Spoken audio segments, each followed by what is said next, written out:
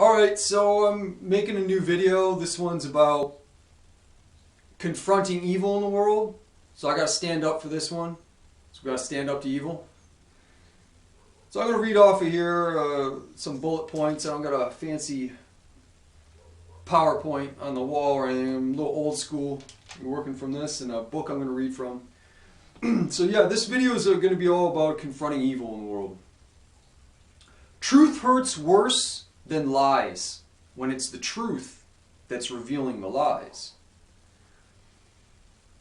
I wouldn't wish such and such on my worst enemy, some people say. Why? When the enemy is evil, why give it any leeway? Why enable it? Why give it anything to work with?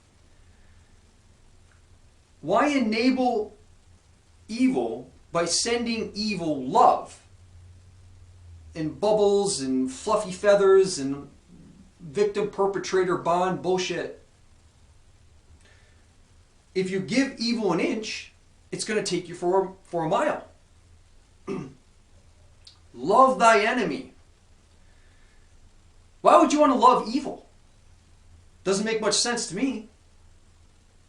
When that would only empower and embolden and enable evil. When you love it, when you send it love, it doesn't make any sense. Love thy enemy. No.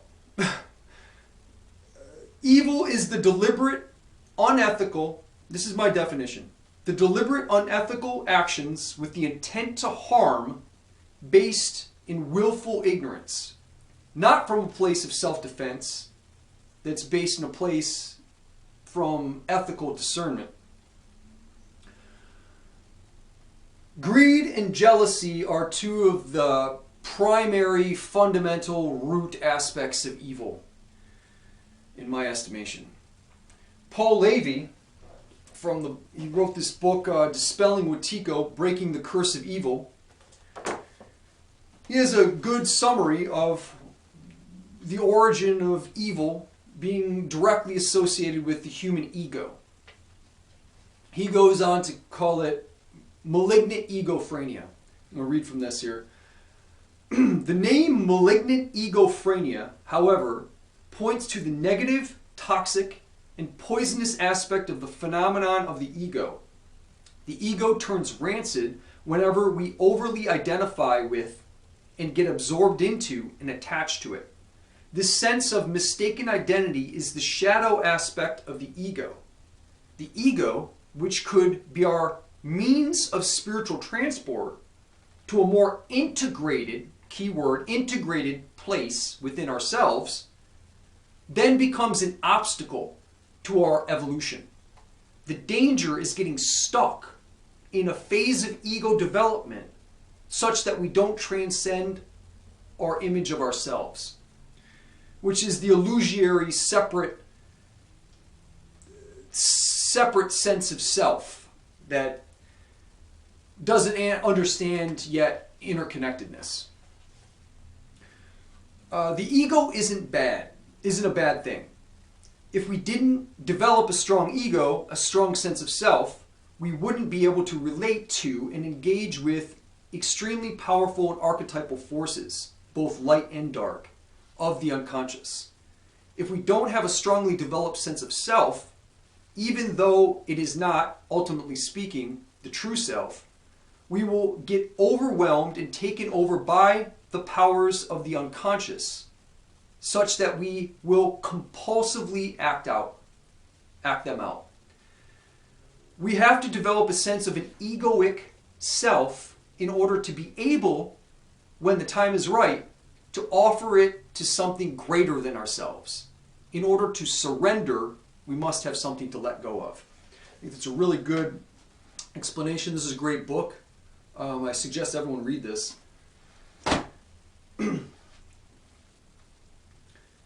Along with greed and jealousy as the fundamental aspects of evil, also using victimhood as a means of abuse is another example of evil that is extremely pernicious. Think of Star Wars. In the scene in Episode 3 when Palpatine is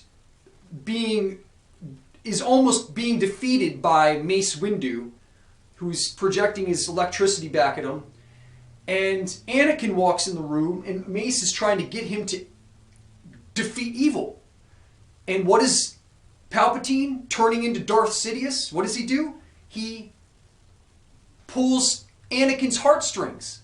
He uses Anakin's care, his compassion, his heart, to have sympathy for him. The evil. Manipulates his victimhood to get Anakin to stop Mace Windu from destroying him. That's an element of evil that is in the world and is very pernicious. So what I'm trying to say in this video, essentially, is don't give evil sympathy. It doesn't deserve it. It's only going to use compassion and love as a means to embolden its own agenda. With that said, defensive aggression does not make one like the evil one is confronting. It's a false equivalency. Much like the paradox of tolerance, which states that if a society is tolerant without limit, its ability to be tolerant is eventually seized and destroyed by the intolerant. Being an anti-fascist, being against white supremacy, does not make one equal to being a white supremacist. Defending diversity, defending intersectionality, defending the vulnerable, the marginalized people in society is not the same as being a white supremacist. That defensive aggression is not the same as the evil of white supremacy that wants to obliterate everything that is different from itself, that isn't white people. That's evil. Plain and simple.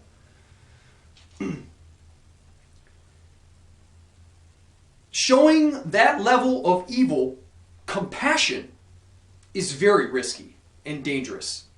Sure, there's been activists. There was a black activist who went into a white supremacist network and got in and converted some white supremacists out. That's rare. That's not an example to set. That's very rare and it's very risky. He could have been killed in that situation. So it's not the best example to say, yes, we need to have compassion for white supremacists. No, we don't. Don't give evil that.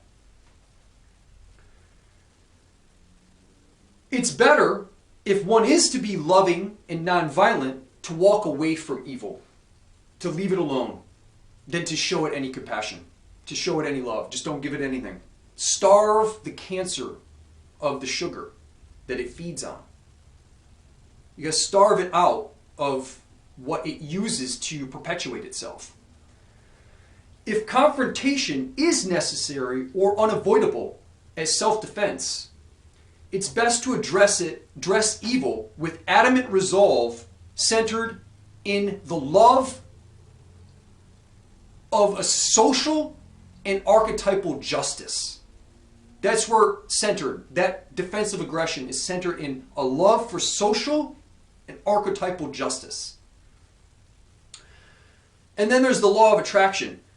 Evil will begin to cancel itself out. It will not be able to perpetuate itself when it's not given as any source of love and compassion, when it's starved of its food, so that it can't hide behind that love and compassion until it's able to embolden itself again and raise its ugly head once again and make some sort of attack. Evil will use the good hearts of people as a means to go covert and then pop up somewhere else. We're never going to get rid of it. We live in duality. Evil is always going to exist.